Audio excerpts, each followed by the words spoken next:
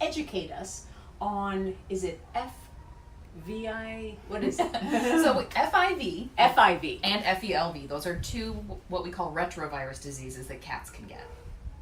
So FIV is what some veterinarians and some people call cat AIDS. So it's feline immunodeficiency virus. So it's similar in theory to HIV in people, but it's a disease that only cats can get. No other animals can get it. And it's a disease that sort of suppresses their immune system, and we usually associate it with big outdoor tomcats that fight. The good thing about this disease is that cats can live a long, healthy life when they have this disease. How do they get it? So they get it through fighting, usually, and that's why we associate it with the big tomcats, the big cheeky boys that are living outside. And it's by blood transfer. So in order to transfer it, you need a deep bite wound with blood. So if you have, a cat at home that doesn't get along with your other cat, but they don't make each other bleed, perfectly safe to adopt an FIV cat into a home with non-FIV positive cats. So saliva, they can eat out of the same bowl? They can eat out of the same bowl, they can share litter boxes, they can share drinking. We call it the fighting cat disease. And I've got cats at home that fight, but they never shed blood. So I would be perfectly happy bringing an FIV positive cat into my home. Feline leukemia, on the other story, the FELV, is a different story. So that's what we call the friendly cat disease. That's a disease that is spread more easily through saliva, through sharing litter boxes, through sharing food bowls. So that's a disease that it also suppresses their immune system. It doesn't usually cause cancer like the name leukemia makes you think, but it can make them very susceptible to other things like upper respiratory tract infections and things like that.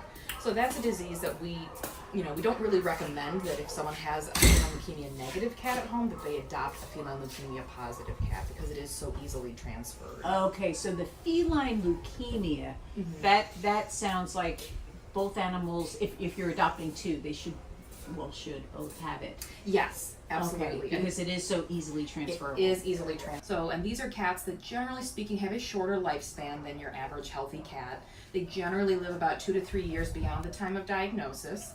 But cats usually make liars out of us, and I love it when they do because they can live longer than that, and they can be really healthy as long as they live. If you're going to adopt a feline leukemia cat, we do recommend that you don't have any other cats in your home, or if you already have a feline leukemia cat, we almost always have one here at this shelter that you can adopt so you can have a friend with your feline leukemia cat. Okay, now, if I pet a feline leukemia cat, wash hands before I touch a cat without that disease? You don't even need to go that far because once it's outside of the body, that virus is so fragile.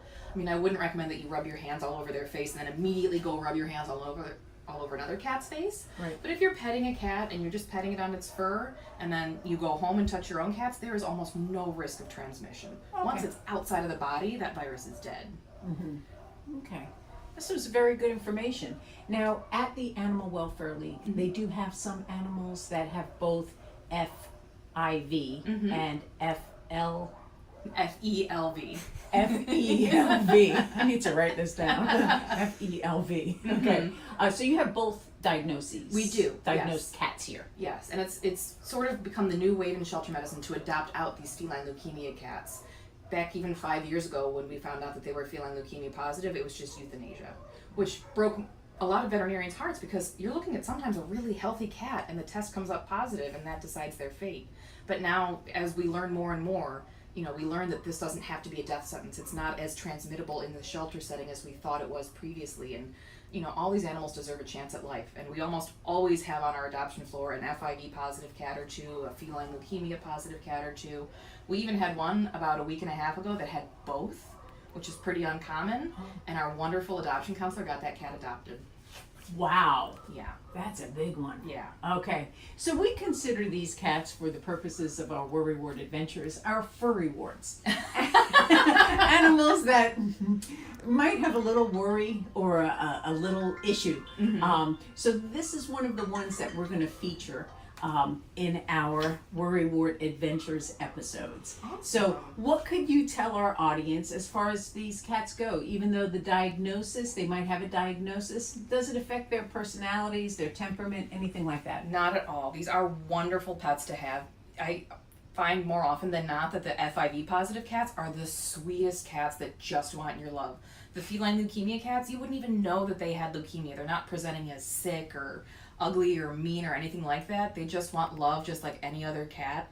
and they pull at my heartstrings. Okay, and they just might have a shorter lifespan. Exactly, but they've got a lot of love to give in that short time. And seemingly healthy. They can play and... Absolutely, completely normal cats. Okay, and just because I'm a little bit of a germaphobe, I can't catch a cold from them. Absolutely not. There are very, very, very few diseases that cats and people can share, and this is not one of them. Good. We'll talk about what is on another episode. All right, very good. Well, we're going to go meet, I think it's Chester and, do you know the other cat's name? I don't know the other cat's name, but are the 2 cats in the conference room? Yeah, one's striped and one's black. God, those cats are lovers. Aren't they They sweet? are amazing cats. If I had room, I'd take them. Really? Mm-hmm. Okay, well, let's go meet them.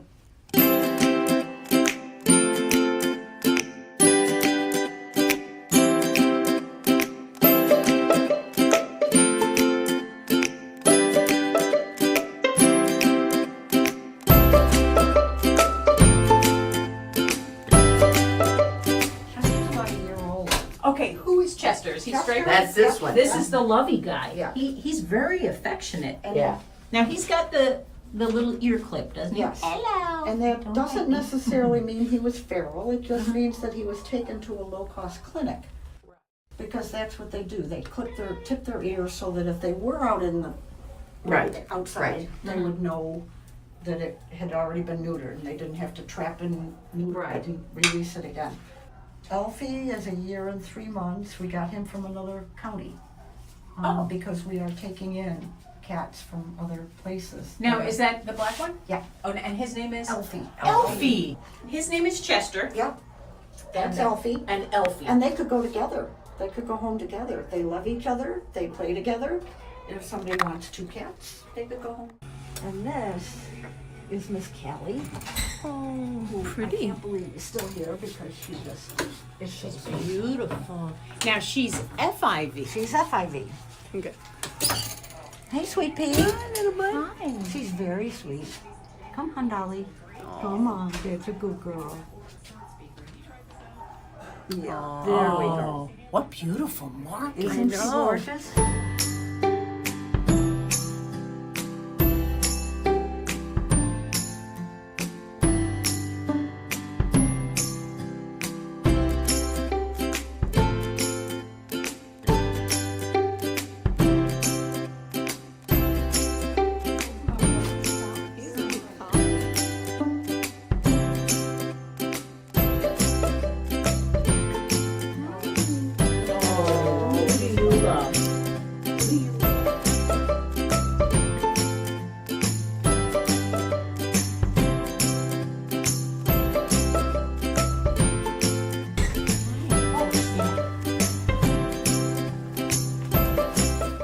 Here we are with Winter. He's got FIV. He's one of our furry warts.